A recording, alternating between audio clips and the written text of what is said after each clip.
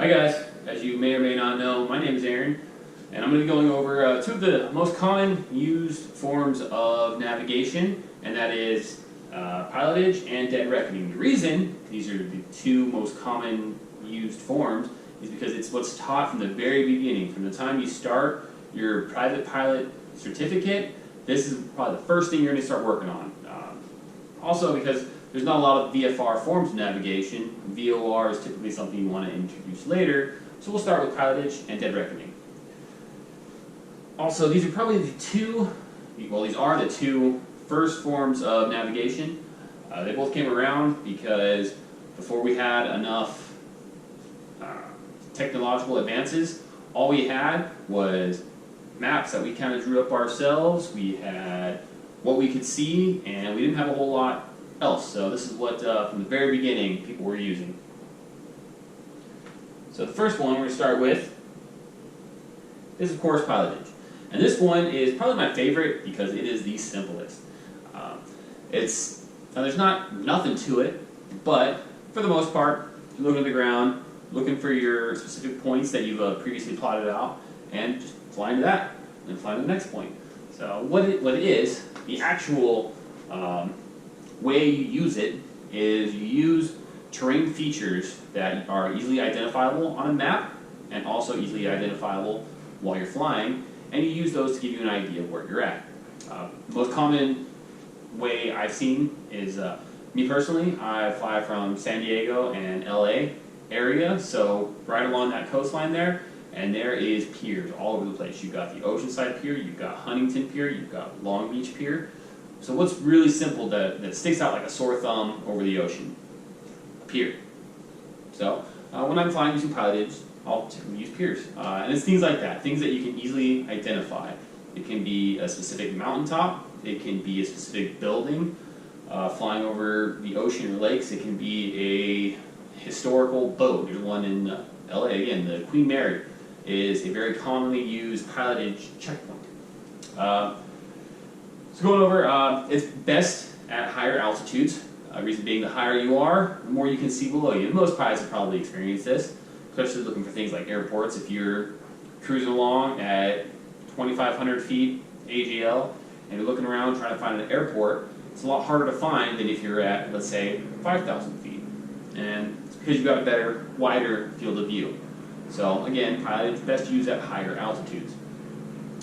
Some of the downsides to it is obviously it requires being able to actually see those ground points. So let's say you take off, and again I'll use San Diego LA area as a common one. Say you take off early in the morning, there's typically a nice little marine layer of clouds over the ocean. So if you're able to take off, get above those clouds, because again you're flying VFR, you don't want to be stuck in the clouds, and you don't want to have to be trying to go between the ground and the clouds, so you decide to fly over them. Well, it's going to completely knock out any chance of you using pilotage, because again, you need to be able to see the ground. Another big downside to it is, especially if you're using man-made checkpoints, is man-made checkpoints can change overnight. Again, going back to piers. Let's say, for whatever reason, the city of Long Beach decides, this pier's stupid, we're going to take it down. And overnight, they bring out a demolition crew, line up TNT all along it, and they just blow it up, and now it's gone. And the next morning, you get up for your flight, you're taking off, and there's no pier. Where am I? So that's another big thing you got to keep in mind is man-made checkpoints. They can change very rapidly and very often too. So those are the big points. Those are the big parts of pilotage. Now let's go over the next one, that little more complex, dead reckoning. And when I say complex, I mean it's complex because you're using numbers and you're using math and you're using calculations. And me personally, I like to keep things simple. I don't like adding and subtracting, especially if I'm trying to change things in the cockpit. But dead reckoning is a plausible and very effective method of flying. Now, when I say it uses go a little more in depth as far as the calculations you need to do. So it uses your heading that you're trying to go on and your airspeed, and it calculates that into time. So let's say you're trying to go from point A to point B. We'll say 120 nautical miles and you're flying at, I don't know, let's say 120 knots. You can then calculate, all right, how long is it going to take me to get to that checkpoint? So quick math, 1 hour, right? Yeah, 1 hour of flight time to travel 120 nautical miles at 120 knots. Now where this gets really complicated, not really complicated, where it gets a little more complicated in dead reckoning is this requires you to use your ground speed, because that's the speed that you're actually moving. Us as pilots, we get in the habit of thinking of our speed and looking at our indicated airspeed. Well, that is not actually accurate to how fast you're moving over the ground. So if you're trying to go 120 nautical miles from one spot to another, you need to figure out your ground speed. And you do that by converting your indicated airspeed first to your true airspeed. And this is where your density altitude calculations come into play, where you're converting all that into your true airspeed. Wait a second, we need to get to ground speed though. So from your true airspeed, now you have to go to ground speed. So the way you do that is that's essentially taking into account wind and adjusting for the wind. As far as if you have a tailwind, you're going to be going a little faster. Your ground speed's going to be a little quicker. If you have a headwind, you're going to be going a little slower. So you can easily see how all these calculations come into effect can take what you thought was, let's say your indicated airspeed was 120 knots, and now, but your ground speed is only 80 knots. Now you can see where your calculations get a little off. Another thing to take into account is as you mark out these checkpoints, if you do it on a map, you're looking at north, and then you're calculating your heading, but that is your true heading.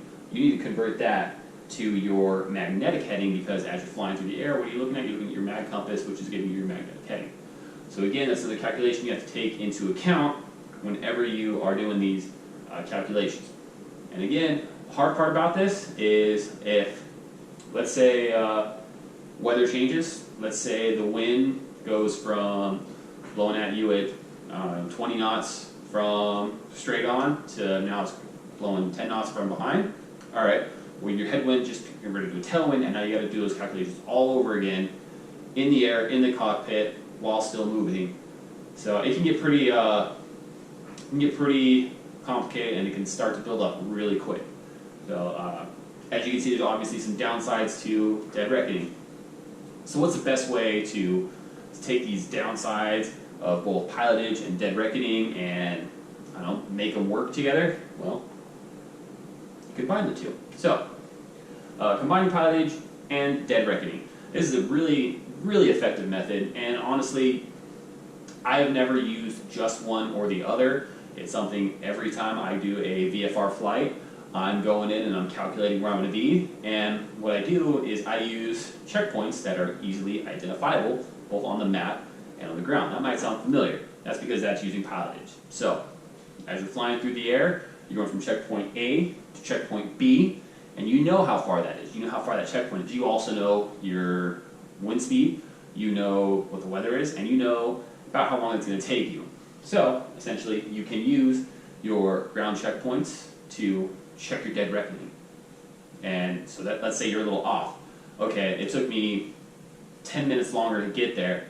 All right, doing some quick math, and maybe just some mental math. All right, I might add, if that was supposed to take 60 minutes, but it took you 10 minutes, okay, for every minute of flight, I'm going to add on 6 seconds. Believe that's right. Please don't hit me for my mental math calculations. Okay, but you get the idea. You can use dead reckoning and pilotage together to check each other. Another big thing, and I forgot to hit on this in dead reckoning, you don't need to have line of sight to the ground in order to conduct your dead reckoning. However, when you combine them, but with pilotage you do, so when you combine them, let's say you're flying and you're using your pilotage and you're looking down like, all right, cool, there's Huntington Pier, all right, I'm still going. Hey, look, there's Long Beach Pier. All right, now next checkpoint's going to be the Queen Mary. Oh man, it got overcast out of nowhere. I can't see the ground. So what am I going to do? That's all right. I've been tracking my dead reckoning this whole way, and I know about where I'm at. I know when I need to make my next turn, and I can see off in the distance, okay, maybe it's not as overcast over in this area, so when I turn there, I know I should be able to pick up my checkpoints along the way. So that's a real quick, brief insight into both pilotage and dead reckoning. I hope that it was easily understood. I'm not gonna lie, I was definitely trying to rush through because I think I'm only supposed to be 5 minutes, and I'm definitely, oh, would you look at that, right at 5 minutes. So anyway, I hope you enjoyed my presentation. If anyone has any questions, feel free to email me, ask me any questions. I'm more than open to talk about this stuff, and I love discussing piloting. Yes, yeah, so thank you, and I appreciate your time.